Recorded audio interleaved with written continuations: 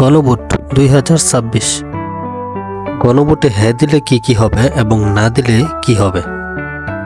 2026 সালের 12 ফেব্রুয়ারি বাংলাদেশে শুধু জাতীয় সংসদ নির্বাচনই হবে না, একই সঙ্গে একটি গণভোট অনুষ্ঠিত হবে, যেখানে জনগণ সরাসরি একটি বড় প্রশ্নে হ্যাঁ অথবা না ভোট দিয়ে ভবিষ্যতের রাজনৈতিক এবং সাংবিধানিক কাঠামো সম্পর্কে সিদ্ধান্ত জানাবে। এই গণভোটটি আসলে জুলাই জাতীয় সনদ সংবিধান সংস্কার বাস্তবায়নের অনুমোদন সম্পর্কে ভোট, অর্থাৎ একটি বড় রূপান্তরমূলক প্রস্তাব যা দেশটির রাজনৈতিক ও প্রশাসনিক কাঠামোকে বদলে দিতে পারে। গণভোটে হ্যাঁ দিলে কি হবে। যদি ভোটাররা হ্যাঁ দেন, অর্থাৎ গণভোটে সংবিধান সংস্কারের পক্ষে ভোট দেন, তাহলে সংবিধান সংস্কার বাস্তবায়িত হবে। সরকার ও সংসদ জুলাই জাতীয় সনদে উল্লেখিত 70টির অধিক সংস্কার পরিকল্পনা বাস্তবায়নের জন্য বাধ্য থাকবে। এর মধ্যে অন্যতম হচ্ছে সরকার ও বিরোধী দল একসঙ্গে মিলে তত্ত্বাবধায়ক সরকার এবং নির্বাচন কমিশন গঠন করবে। কনস্টিটিউশনাল অ্যামেন্ডমেন্ট করতে জনগণের সম্মতি প্রয়োজন হবে। সরকার একপাক্ষিকভাবে পরিবর্তন করতে পারবে না। ডেপুটি স্পিকার ও গুরুত্বপূর্ণ সংসদীয় কমিটির চেয়ারম্যান বিরোধী দলের মধ্য থেকে নির্বাচিত হবে। প্রধানমন্ত্রীর মেয়াদ সর্বোচ্চ 10 বছর পর্যন্ত সীমাবদ্ধ হবে। ন্যায্য শক্তির ভারসাম্য আনতে একটি উচ্চকক্ষ গঠন করা হবে। বিচার ব্যবস্থার স্বাধীনতা বৃদ্ধি পাবে। নারী প্রতিনিধিত্ব বাড়বে এবং সংবিধানের ন্যূনতম মৌলিক অধিকারের নিশ্চয়তা বাড়বে। বাংলা ভাষার পাশাপাশি অন্যান্য ভাষাগুলোর সাংবিধানিক স্বীকৃতি দেওয়া হবে। দুটি সংসদ বাইকমেরাল 2 কক্ষ গঠন।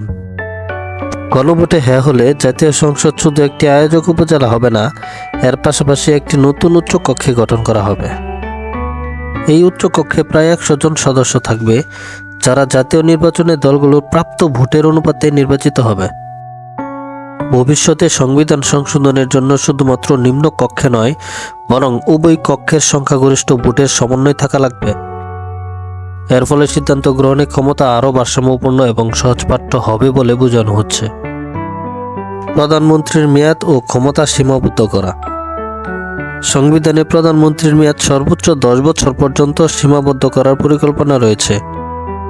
প্রধানমন্ত্রীর দুটি দায়িত্ব একই সঙ্গে রাখা যাবে না, যেমন রাজনৈতিক দলের চেয়ারম্যান থাকলে প্রধানমন্ত্রী হওয়া যাবে না। এর লক্ষ্য হলো এক ব্যক্তির হাতে দীর্ঘ সময় ধরে অসীম ক্ষমতা না জমা হওয়া। স্বতন্ত্র ও শক্তিশালী রাজনীতি প্রতিষ্ঠান। গণভোট অনুমোদনের পর বিচার ব্যবস্থা, জুডিশিয়ারি ও নৈতিক হিসাব নিকাশ প্রতিবেদনকারী প্রতিষ্ঠানগুলো যেমন নির্বাচন কমিশন, নিয়ন্ত্রক কমিশনে স্বাধীনতা বাড়ানো হবে। নির্বাচন কমিশন, সুপ্রিম কোর্টের বিচারক নিয়োগ, anti corruption commission, comptroller and auditor general ইত্যাদি মহাপদে নিয়োগের ক্ষেত্রে স্বচ্ছ ও নিরপেক্ষ পদ্ধতি চালু হবে। এর লক্ষ্য হল সরকারি সিদ্ধান্ত ও নিয়োগে রাজনৈতিক প্রভাব কমানো এবং প্রাতিষ্ঠানিক স্বচ্ছতা বাড়ানো। নারী ও বিভিন্ন ধর্ম অথবা সমাজের প্রতিনিধিত্ব বৃদ্ধি। নারী অভিভাবকত্বে সংসদে সংরক্ষিত আসন বাড়ানো হচ্ছে, নিচে এবং উপরে কক্ষ দুটোতেই। সংবিধানে বাংলাদেশি নাগরিকত্ব পরিচয়কে মাথায় রেখে জাতীয় পরিচয় আরও অন্তর্ভুক্তিমূলকভাবে ব্যাখ্যা করার প্রস্তাব আছে। বাংলা ভাষার পাশাপাশি অন্যান্য মাতৃভাষার সাংবিধানিক স্বীকৃতি দেওয়ার কথা উঠেছে। এর লক্ষ্য হচ্ছে সমাজের সব স্তরের মানুষকে রাজনৈতিক অংশগ্রহণে সমান সুযোগ দেওয়া। তত্ত্বাবধায়ক সরকার ব্যবস্থা ও নির্বাচন নিরাপত্তা। গণভোটে হ্যাঁ হলে আগামী নির্বাচন ও ভবিষ্যতের নির্বাচনগুলোর জন্য তত্ত্বাবধায়ক সরকার বা নিরপেক্ষ প্রশাসনিক ব্যবস্থা গঠনের নিয়ম নির্ধারণ করা হবে। স্বাধীন, নিরপেক্ষ ও স্বচ্ছ নির্বাচনের আশ্বাসে রাজনৈতিক দলগুলোকে বাধ্য করবে। মূল উদ্দেশ্য হল নির্বাচনকে আরও নির্ভরযোগ্য ও সকল পক্ষের জন্য গ্রহণযোগ্য করে তোলা। মূল নাগরিক অধিকার ও রাজনৈতিক নীতি পুনর্বিবেচনা।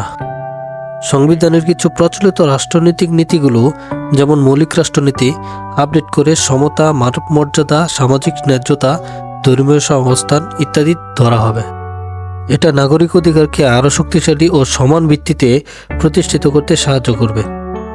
গণভোটে না দিলে কি হবে।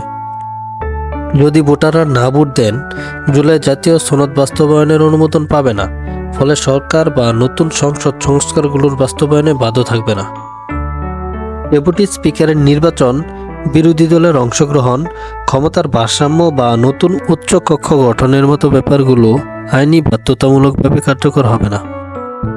প্রধানমন্ত্রীর ক্ষমতা বা সংবিধান সংশোধনের নিয়ম যদি আগের মতো থাকে, তা পরিবর্তিত হবে না। সংবিধান সংস্কারের অনেক সংস্কারমূলক ধারা বাস্তবে পরিণত হবে না, বা তা নতুন সংসদ ও সরকারের রাজনৈতিক সিদ্ধান্তের উপর নির্ভরশীল হবে। সংক্ষেপে বলা যায়, না ভোট দিলে বর্তমান সংবিধান ও রাজনৈতিক কাঠামোর বড় পরিবর্তন আনার পরিকল্পনাগুলো বন্ধ বা বিলম্বিত হবে। গণভোটের গুরুত্ব। এই গণভোটটি শুধু একটি প্রশ্নে ভোট দেওয়ার মতো নয়, এটি ভবিষ্যতের রাষ্ট্র ব্যবস্থার কাঠামো ও গণতান্ত্রিক নিয়ন্ত্রণের ক্ষেত্রে একটি বড় সিদ্ধান্ত। অনেক বিশ্লেষক এটিকে নতুন বাংলাদেশে গণতান্ত্রিক সংস্কারের নীতিমালা বলছেন, যেখানে শক্তি ভারসাম্য, সরকারি কর্তৃত্ব, বিচারবিন্যাস, জন অধিকার ইত্যাদি বিষয়ে জনগণের মতামত পরিষ্কারভাবে নিবদ্ধ হবে।